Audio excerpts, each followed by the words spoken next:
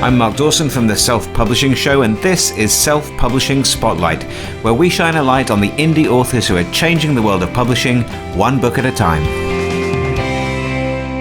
Hello and welcome to the Self-Publishing Spotlight. We meet indie authors at all stages of their careers and ask them a series of 5 questions. 5 questions about their process, their mistakes and their successes. 5 answers that will help you level up your own author career. My name's Tom Ashford and I'm part of the Self-Publishing Formula. Don't forget that you can get your self-publishing resource kit at selfpublishingformula.com/starter kit. This week's guest, in fact our first guest on the show, is none other than James Blatch. He has written almost one book in almost one genre and lives somewhere in England. Welcome, James. Hello, Tom. A nice, easy start for you, interviewing somebody who hasn't published a book yet. No, it gives us loads to talk about. Doesn't it? Okay, fire away. Cool. Well, the first of our 5 questions is an easy one. Why do you write? I don't really know the answer to that. I don't know how many people will know the answer to it. I started writing on NaNoWriMo in 2010 properly. I sort of started and stopped writing a novel in my teens, scribbling it out on a foolscap with a pen. Yep. And I didn't get particularly far with it. I think I may have started some other stories at various points, but nothing serious. It's not like I wrote 3 or 4 books. Some people say they wrote 3 or 4 books when they were teens and they never saw the light of day. And it wasn't very serious. And then in 2010, I was really inspired by the idea of using NaNoWriMo to give it a go. And I amazed myself by doing it, by getting the 50,000 words done comfortably inside the month. And that was the genesis of the book that I went on to write. So I wrote it for 2 reasons. I think one is I just wanted to write like people do, just want to write and tell stories. And secondly, because this particular story I wanted to tell because it was kind of about where I come from, my father and, my origins and why I'm like who I am. Yeah, and this is the last flight, we should point out to anyone that doesn't know about your epic tome that you've been working on for the last, 8 years? Yeah, well, since 2010, so 8.5 years. But do you want to know something? Do you want an exclusive for your first? Yes, please. I finished it yesterday. Oh my lord! Is it actually finished? Is it a first draft, or is it like the final edit finished? First draft. Well, it's actually the 3rd draft, but it's the draft that will become the book. Yeah. So it's now going to be revised into the final draft and edited, and it's had developmental help along the way. As people know, I've been blogging about this. But it's long. It's 193,000 words, 194,000 words. It's ridiculous. But it's all there, and I wrote the last word, which was that. I always wondered what the last word would be. The last word was that yesterday, and I immediately celebrated by going on a 100-kilometer bike ride. Well, I think I overdid it and came back with that kind of lactic acid thing in your legs, which was killing me. But so that was my way of celebrating. Then I had a beer late, and I was going to post into the groups, but we had a rather sad announcement last night to make, and I thought it would be the wrong time. So I will post something, I think, tonight to let people know that I have. Because I know lots of people have been following me on this journey. Just a few. Yeah, I always say it's going to be the biggest book launch of SPF. Because people, regardless of their interest in the genre, are just going to pick it up on the history of it. Yeah, well, it could be valuable, this book, I think. These first copies of the book that there's so much written about online. I really hope the book's any good at all. Yeah. It's all at this stage, it's all I'm hoping for. Yeah, no pressure at all. Right. Rather than a laughingstock. But the next phase is revision. And I don't want to preempt, I know what your questions are, but I sort of do actually, because I helped write them. But the revision stage is going to be substantial, and we're going to cover as much of that as possible because we've got a fantastic team that's offered to help me with the revision, and we're going to be blogging that and recording chunks of material on that. And actually, a little preview ahead is we're going to probably be putting together a craft course on how to turn your draft into a polished novel at some point. So that's all coming up, and that's, again, I'm going to be the guinea pig for that. Cool, exciting stuff. Cool. All right, well, let's move on to question number 2 then. How do you write? In that being, obviously double-barreled in the sense of plotter or pantser, or what sort of tools do you use, that sort of thing. What's your process? So I've been through all the processes, having done this the wrong way around. Well, not really the wrong way around. I pantsed it to start off with, just completely fell out of my mind onto the pages, made it up as I went along, got to the middle of the book, invented new characters that needed to have been there at the beginning. So I knew that I'd have to go back and put them in later, but didn't go back at that stage, just carried on, got to the end. And that was with no advice. I didn't know any other writers. I mean, Dawson had written, and I'd read one of his books. I was working alongside him, but I didn't talk to him about this at all at the time. But looking back, I think it was the right thing to do, because I was just learning how to write, and simply writing was the most important thing to do at that stage. And to get to the end of this draft I've done now, I think I calculated on my bike ride yesterday, I've written 450,000 words to get to that endpoint. Now that in itself is part of the process of becoming a writer, right? Just writing words, just finding the way, the rhythm, your voice, getting used to it. In fact, according to Mark, I'm halfway there, because he says you've got to get 1 million words written before you can be any good at writing. And I thought of an analogy. It was a good bike ride, a long bike ride. I thought of an analogy of you wouldn't just pick up a violin and expect after a couple of months for people to come along and pay money to listen to you play the violin.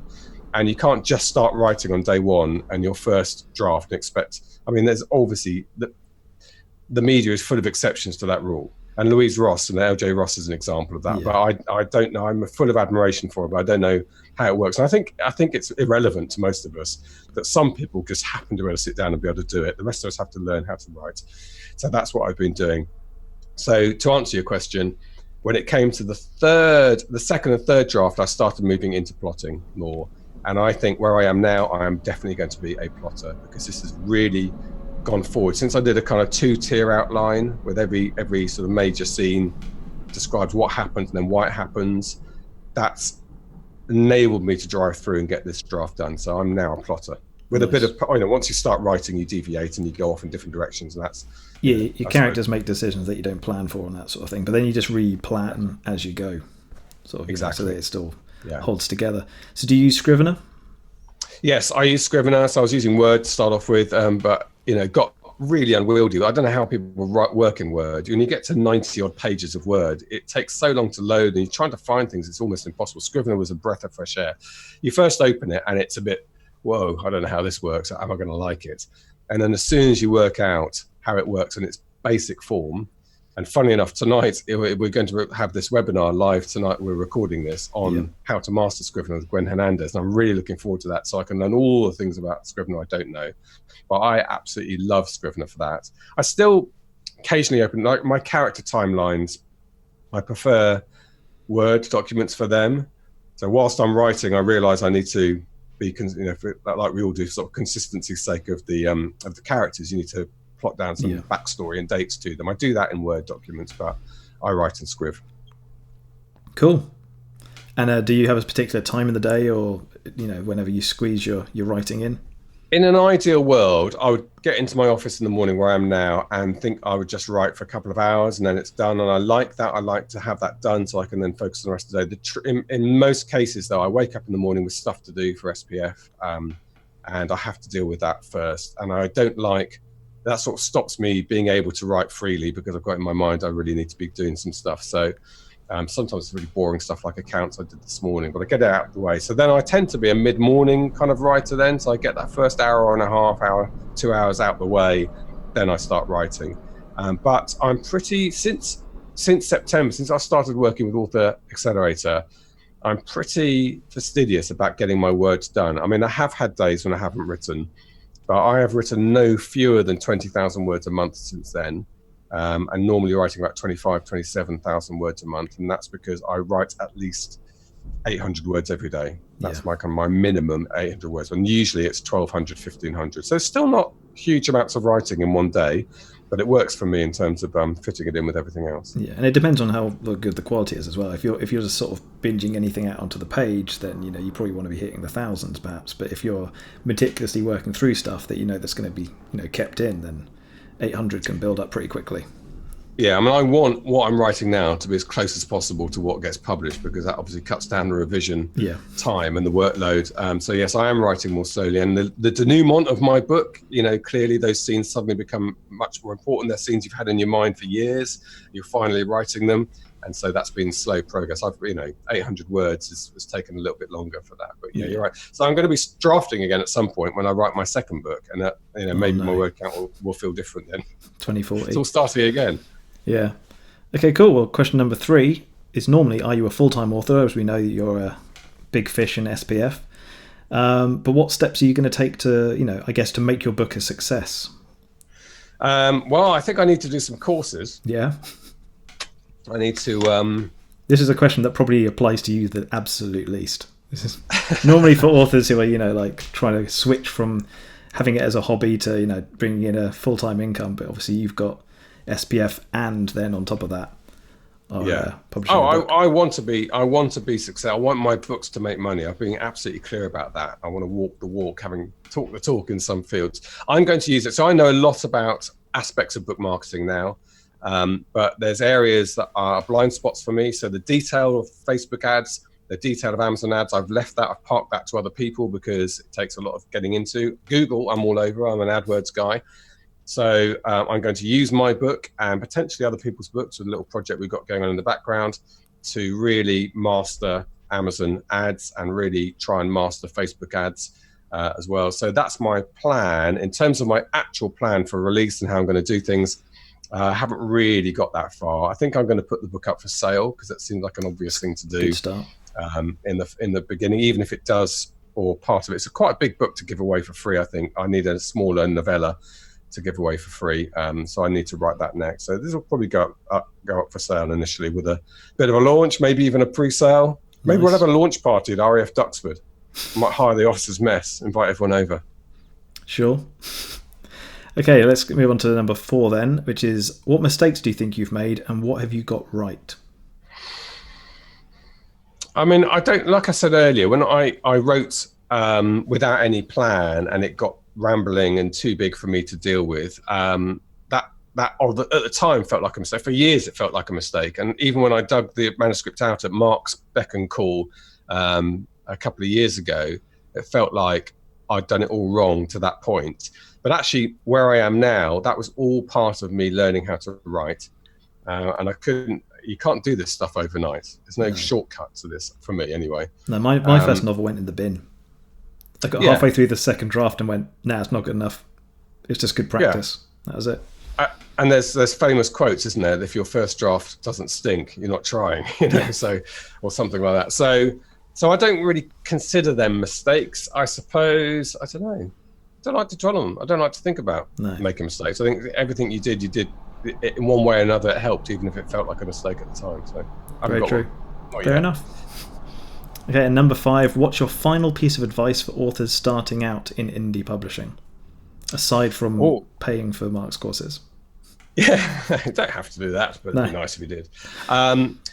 Yes, I would say, just from my perspective, where I am at the moment, is treat it as a business right from the beginning and start thinking about how you're going to market your books and put as much effort into learning that side of it as you are writing, because you're going to become a publisher. You may only have one client, which will be yourself, but you will be a publisher, and that's the best way of thinking about it. So thinking along those lines at an early stage, so it's not a resistance thing that no, I've got to do this. It's got to be part of, this is what I want to be, this is who I want to be. So kind of a mindset thing, I would say, from the beginning. Cool. And that's it. Those are your 5 questions. You're off the hook. Superb. It's taken us a while to get to this point, isn't it? Yeah, it's taken I think it was just under an hour to just get this set up. Yeah. Good. Smooth. Well, it's been a delight being numero uno. I think John Evans might be next. He might be. He's definitely coming up. He's agreed. Okay. So, all right. Yeah. Well, good luck with this new series, young Tom. Thanks. Thank you very much. Hopefully it'll overtake yours, and then the focus will just be on me, which is obviously the only thing I want really from this. Then I'll call out John Milton to assassinate you. Yeah, standard. Cool. All right, well, that's it for this week's Self-Publishing Spotlight. Don't forget that you can get your free self-publishing resource kit at selfpublishingformula.com/starter kit. And if you want to appear as a guest on this show, send us brief details about yourself and your writing to support@selfpublishingformula.com using the subject line Self-Publishing Spotlight. I'm Tom Ashford, and I'll see you again next week.